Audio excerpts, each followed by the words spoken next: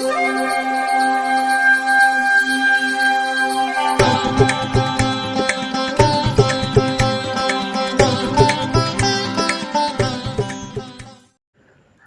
வசந்தகாலம் YouTube channel வாயிலாக இந்த இனிய காலை பொழுதில் உங்களுடன் தொடர்பு கொள்வது ஜோதிடர் சண்முகப்பிரியன், சென்னை அடையாறிலிருந்து. இன்றைய தினம், இன்றைய நாள் ஜூன் மாதம் 21 வெள்ளிக்கிழமை, குரோதி வருடத்தில் இது ஆனி மாதம். ஆனி மாதத்தில் இது 7ஆம் நாள். இன்றைய நட்சத்திரம் கேட்டை, மாலை 6:56 வரை. அதன்பின் மூலம், திதி பௌர்ணமி.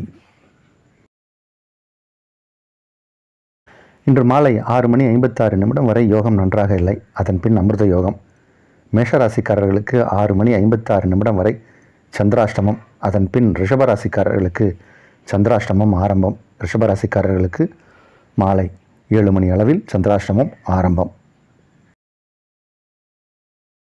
இன்றைய விசேஷம், இன்றைய முக்கியத்துவம். இன்று பௌர்ணமி விரதம், பௌர்ணமி பூஜை, பௌர்ணமி கிரிவலம். பௌர்ணமி பூஜை, பௌர்ணமி விரதம், பௌர்ணமி கிரிவலம்.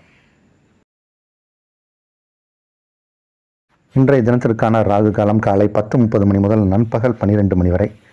யமகண்டம் பிற்பகல் 3 முதல் 4:30 வரை. குளிகை நேரம் காலை 7:30 முதல் 9 வரை. இன்றைய தினத்திற்கான நல்ல நேரம் காலை 6 முதல் 9 வரை. காலை 10 முதல் 10:30 வரை. மதியம் 1 முதல் 3 வரை. இரவு 8 முதல் 11 வரை. இன்றைய கிரக நிலவரம். மேஷத்தில் செவ்வாய், ரிஷபத்தில் குரு, மிதுனத்தில் சூரியன், புதன், சுக்கிரன், கன்னியில் கேது, விருச்சிகத்தில் சந்திரன், கும்பத்தில் சனி, மீனத்தில் ராகு. இன்று மாலை 6:56 அளவில் விருச்சிக ராசியில் இருந்து சந்திர பகவான் தனுர் ராசிக்குள் பிரவேசிக்கிறார். அதுவே இன்றைய கிரக மாற்றம்.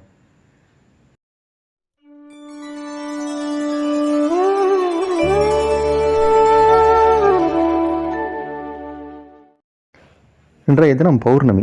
பௌர்ணமிக்கு பொதுவாக விரதம் இருப்பவர்கள் இருக்கலாம். பௌர்ணமி விரதம் அப்படின்னே ஒன்று இருக்குது. அந்த விரதத்தை மேற்கொள்பவர்கள் இன்றைக்கி அதற்கான நாள். இன்னொரு விசேஷம் என்னென்னா, வெள்ளிக்கிழமையும் பௌர்ணமியும் சேர்ந்து வந்திருக்கு. இது ஒரு ரொம்ப முக்கியமான ஒரு தினம்.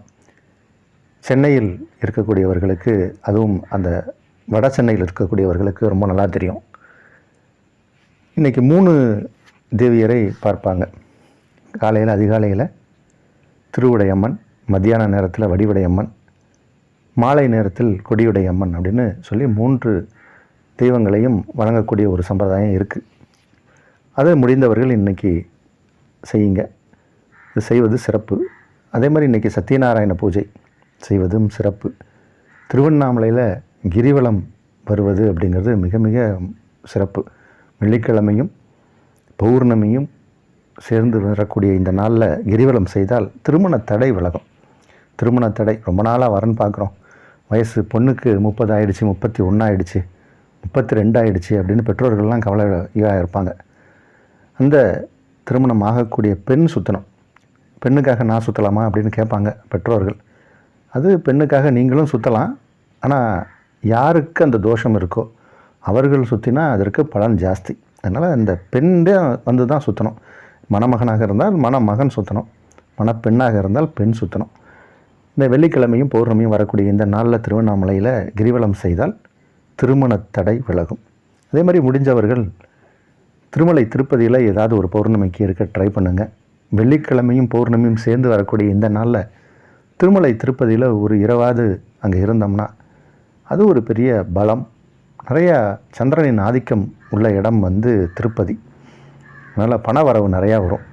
காசு பணம் வரல இல்லை அப்படின்னு நினைக்கிறவங்க திருப்பதி போயிட்டு வந்தீங்கன்னா திருப்பம் ஏற்படும். அதுவும் பௌர்ணமி தினத்தில் அங்கே இருந்து, அங்கே இப்போ கருட சேவை மாதம் காட்டிகிட்டு இருக்காங்க. அதையும் பார்த்து வந்தீங்கன்னா உங்களுக்கு நிறையா காசு பணம் வரும்.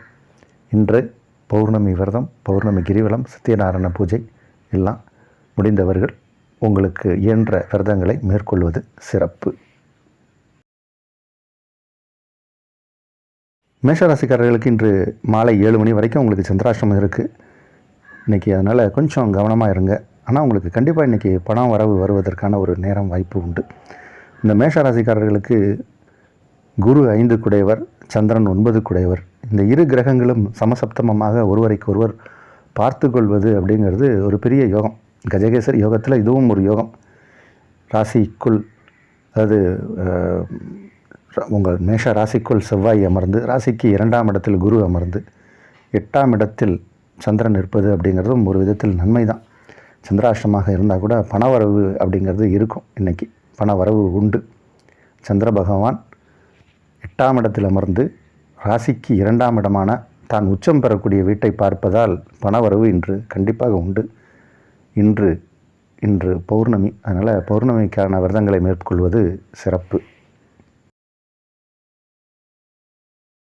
ரிஷபராசிக்காரர்களுக்கு 2ஆம் இடத்தில் புதன், சூரியன், சுக்கிரன் அமர்ந்திருப்பது அப்படிங்கிறது ஒரு யோகம்.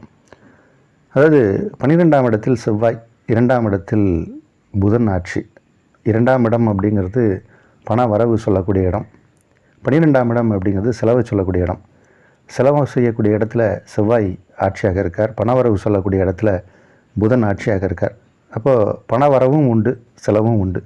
வரவு ஒரு பக்கம் வந்துக்கிட்டு இருக்கோம், செலவு ஒரு பக்கம் ஆகிட்டுருக்கோம். அந்த மாதிரியான ஒரு கிரகநிலை தான் இன்றைக்கி நிறையா பழைய நண்பர்களை சந்திப்பீங்க. அவர்களோடு மகிழ்ந்து உறவாடக்கூடிய ஒரு நேரம், நல்ல நாள் இது. மிதுன ராசிக்காரர்களுக்கு ராசிக்குள் உங்கள் ராசி அதிபதி சுக்கிரன், சூரியன், இதெல்லாம் ஒரு யோகம். முதல்ல ஆரோக்கியம் நல்லாயிருக்கும். நம்ம ஒர்க் பண்ணணும், நம்ம சம்பாதிக்கணும் அப்படிங்கிற எண்ணம் சில பேருக்கு இருக்கும். ஆனால் உடல்நிலை ஒத்துழைக்காது. ஆனால் இப்போது உங்களுடைய மனமும் உடலும் நன்றாக இருக்கும்.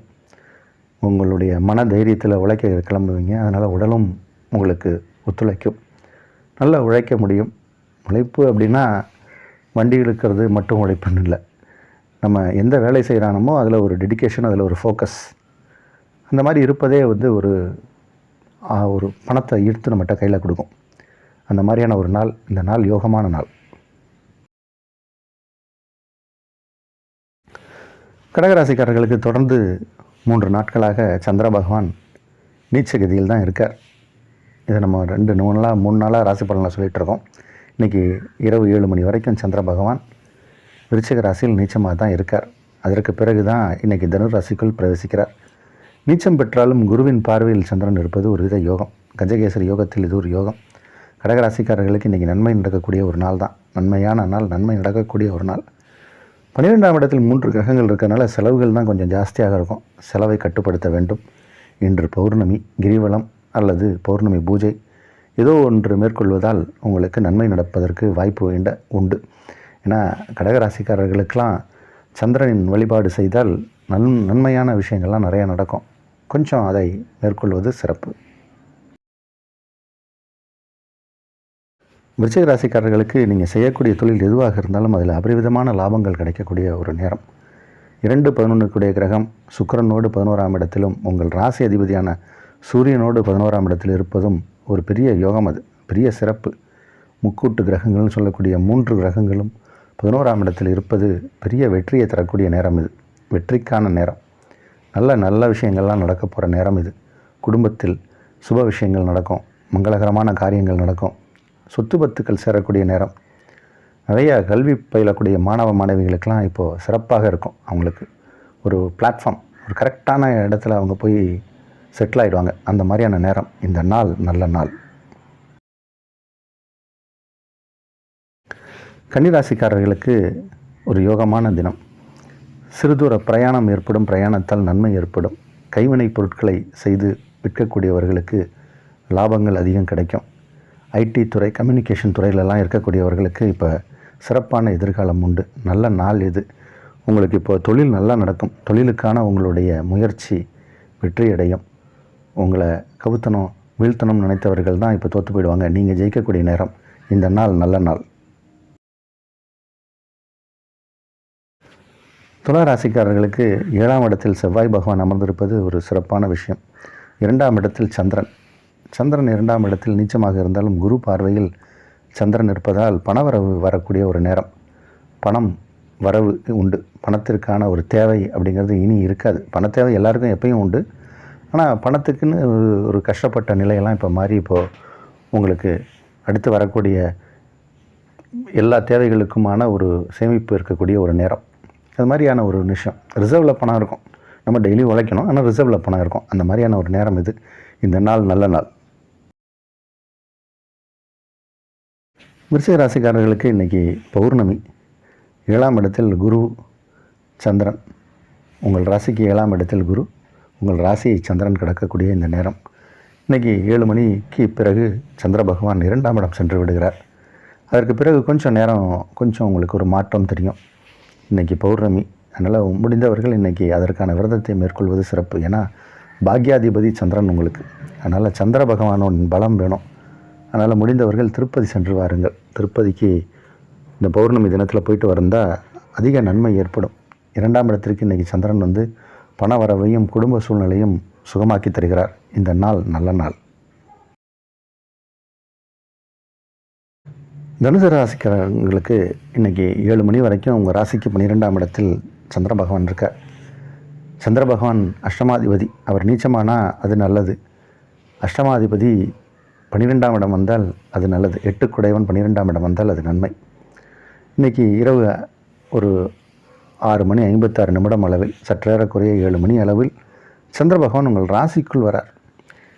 ராசிக்குள் வந்து சூரியன், சுக்கிரன், புதன் இந்த பார்வையோடு அமரும்போது தான் பௌர்ணமி வருகிறது.